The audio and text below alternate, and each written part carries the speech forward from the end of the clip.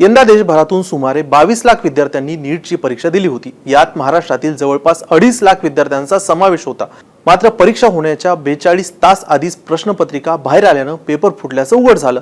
व्हॉट्सअपवर अनेक प्रश्न विकले जात असल्याचं पुरावे समोर आल्यानंतर एनटीएनं परीक्षा रद्द करण्याचा निर्णय घेतला।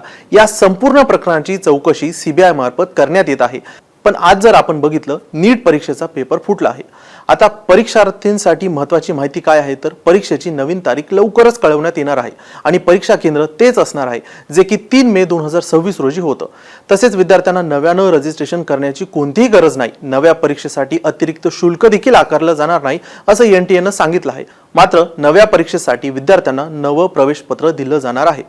एनटीएनं विद्यार्थी आणि पालकांना केवळ अधिकृत सूचनांवरच लक्ष ठेवण्याचं आवाहन केलं आहे। पण खरंच भारतात परीक्षा घेणं अवघड झालंय का?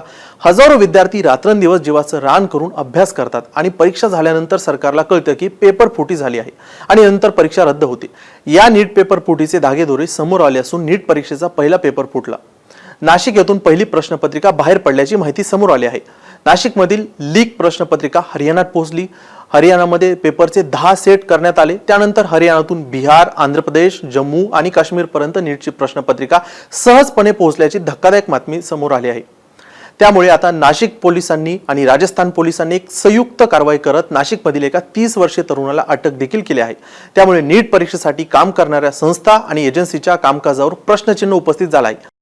शिकूया एआय ची क्रांती, चला करूया MSCIT। आजच नजीकच्या MSCIT केंद्रात आपला प्रवेश निश्चित करा।